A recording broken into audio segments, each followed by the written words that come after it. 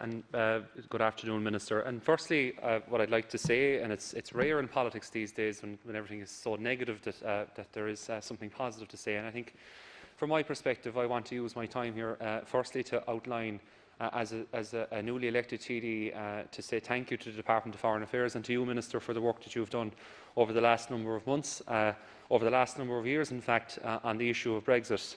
I just have to say that actually the day that Joe Biden was here visiting Ireland on his first official visit as Vice President was a very interesting day. I had the pleasure of meeting him that day, and it was the day that the UK had actually voted to leave the European Union.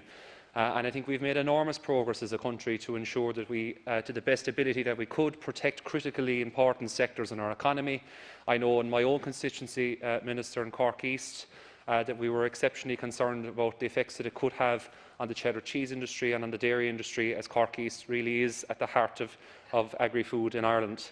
And I have to admit that I was highly impressed as a TD when I was first elected of the extraordinary efforts put in by our diplomats and by our staff at the Department of Foreign Affairs for my engagement with them, trying to get citizens repatriated and on their work in Brexit. And I think that has to be outlined, that you have done well for the country, and I want to thank you for the continued work that you're doing. I also do want to say that now we've obviously entered into the British relationship now post being members of the European Union. We have to be incredibly careful to protect all of the positive moves that we've secured for Ireland, including looking after Northern Ireland to the best ability that we can. There are hundreds of thousands of Irish citizens in the north who we've fought very, very hard on their behalf to ensure that they have freedom of movement across the border. And from a logistics point of view as well, I know that the previous speakers were outlining the frustration felt by many hauliers. I am hearing a significant amount of discussion about that, Minister, and around new systems that the Department are working and continuing to work on. Everybody knew that we were going to face significant challenges in trying to address the new realities as a result of a decision taken not by Ireland but by the people of the United Kingdom to leave the European Union. But I think we have to put our best efforts possible into ensuring that our systems are as seamless as possible. I know you've just spoken there to outline that these things can't always be perfected given the circumstances, but we have to try. And something I'm very strong on, Las Corla, is the fact that obviously we're now in receipt of funds from the European Union as a result of the departure from the United Kingdom. And it is very important that we do not put that public money to waste.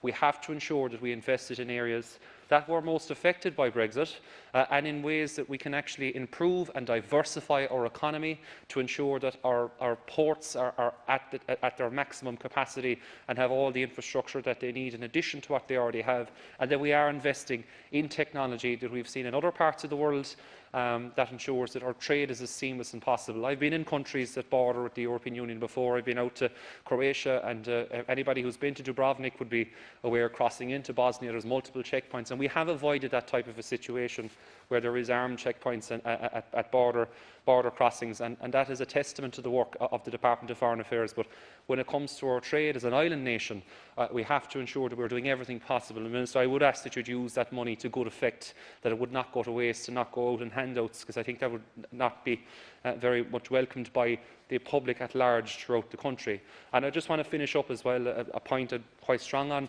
our own county of Cork, Minister. There are so many projects out there that I think would have a huge impact on our ability to trade in East Cork. We're absolutely crippled with traffic congestion at Castlemartyr and Killa, and I'd like us to see us upgrading our national road network, connecting ports like Rosslare to the port of Cork, so we have that ability to get our goods to the continent and to the European Union as quickly as possible. And it's very welcome, and I'll finish up on this last Corla, that we have additional crossings now between Ireland and the European Union, and we have to ensure that we're doing everything we can to expand upon that as well.